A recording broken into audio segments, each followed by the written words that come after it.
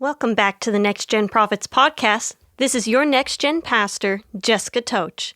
Now, with all this talk of culture, I have to give a shout out to Dalton Beckering, the Next Gen Prophets ambassador, because if there is somebody that knows how to show the apostles' culture, it is Dalton Beckering.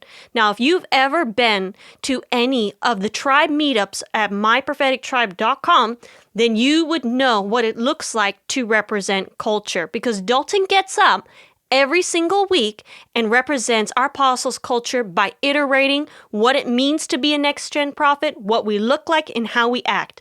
Now, you might see this every week and think it's a really cool intro, but today I want to show you that it's more than just a speech. To represent the culture as a culture ambassador is the job of every one of you next-gen prophets. And I'm going to give you 3 signs to show and to prove that you are a mature next-gen prophet representing that culture. Now, before I go ahead and get started, I just got to let you know, things are a little crazy right now as we're preparing for the Rise of the Prophetic Champions retreat. We have team flying in today. We have members that are coming in the next couple days. So it's crazy. It's fun. We're having all the prophets from all around the world coming in and representing. And as the pastor of the gathering place, it's my privilege and my blessing to see all these guys get here, host them, and to see this next-gen culture just bloom. And we will finally be having our apostles back. Just 3 more days. 3 more days, and then we have our apostles back home. They have been on a long, grilling journey, but finally, we're ready to see them come, to relax a little bit, and to impart to all these new prophets that are going to be graduating this month. Now, before I get lost too much in the details of this retreat, let me go ahead and give you the 3 signs to show your next-gen culture. Now, I'm going to be taking my reading from 1 Corinthians Chapter 3, verses 1 to 2. And I, brethren, could not speak to you as to spiritual people, but as to carnal, as to babies in Christ. I fed you with milk and not with solid food, for until now you are not able to receive it. Even now you are still not able. Now, this is an intense scripture to jump into by Apostle Paul, and he's one of my, besides, of course, my apostles, one of my favorite apostles, because he knows how to knock you silly straight. And in here, he's depicting what is lacking in the culture of the new generation of prophets and believers that are coming. And in here, we find the secret and the signs to your prophetic culture. Because what is he talking about right there at the beginning when he's talking about he could not speak to them as spiritual people? Well, it was simply this. They were too carnal. What is being too carnal? It means being ruled by your flesh. You see, the very first sign of somebody who is got the next-gen culture and somebody who is cultured is somebody who has their flesh under submission. You see, when you're not ruled by your carnal thinking, it means this. You're not easily offended. Oh my goodness. As being a pastor, when I work with some baby prophets that are still learning the ropes and still learning the ways, one of the hardest things that they need to learn, and this gets addressed in the first session of their training, is dealing with their flesh, getting any offense, any bitterness, unforgiveness, anything that would send them off the rails, they got to get that in check. And as a next-gen prophet who is representing the culture of your apostle or of those of your pastor, the first thing you need to know, and that will show that you are mature in the culture of your apostle, is that your flesh is under submission. It's like this. As the pastor of the Fivefold Ministry Campus and Gathering Place, when I go and minister, when I go out and impart the wisdom God has given me, when there is a prophet that is uncultured, they will just hear what I'm saying and they will hear it through their carnal understanding. They will hear it through their fleshly understanding and react instantly. But what does help is when I have Prophet Dalton there who comes and says, guys, it's time to put away that flesh. It's time to put away all those blockages and those things that you get irritated to and open up your mind to what God is saying for you today. And when he comes to bring that culture, he calls all the other prophets in the room to rise up to that culture too, to put away their flesh, to put away their carnal thinking, and to tune into the Spirit in what God is wanting to do. He says, guys, dump your ideas, dump your desires, and let's focus in here on the Spirit, please. Let's focus in on what God is saying. And in that moment, he begins the maturing process in imparting that godly culture that prepares every prophet to raise up to their full potential. Sign number 2, and we find that already in verse 2. Solid food. You're able to digest solid food. Now, what does this mean? Now, it's not necessarily talking about literal food. It's not talking about burgers or pizza here, guys. No, it's talking about spiritual matters. Guys, when I am working with somebody who is not mature, somebody who's not been cultured in the Spirit, oh my goodness, to try and get them to think about things of the Spirit is hard because all they see is through their own understanding. I have been in so many ministry sessions. Like there was even one where I was just trying to explain to them the nature of Jesus. They were having a crisis, their identity crisis. They didn't know what their calling was. They felt lost and abandoned.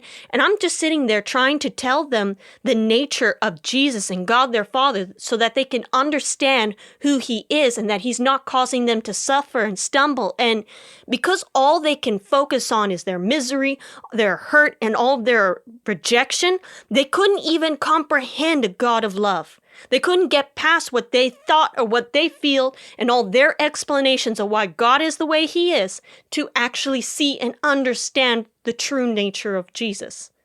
Now, how many of us are doing that for conflicts that we struggle in with ourselves? God is trying to teach you a new principle. Giving. He's trying to challenge a stronghold you have of your mindset. He's trying to challenge you to go to a new level. He's saying, okay, I'm calling you out. I want you to rise up in power. But you're so trapped by old ways of thinking, of your own carnal understanding and things that you've done before, that you've trusted, that stepping out beyond is harder.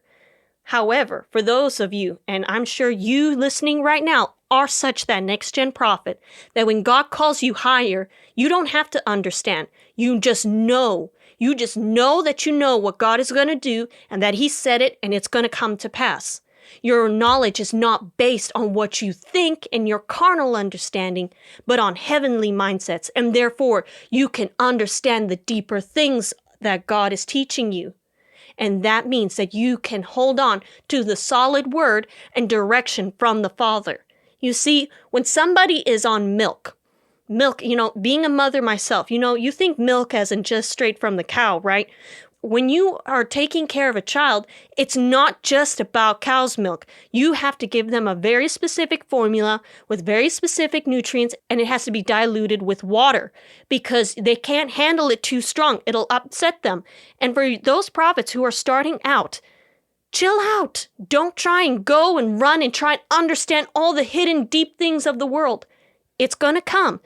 You will continue to grow in understanding, but realize for now, God has you in a season of diluting, of explaining and building you up so that you get to the place where you understand the more hidden details and the hidden things of the world.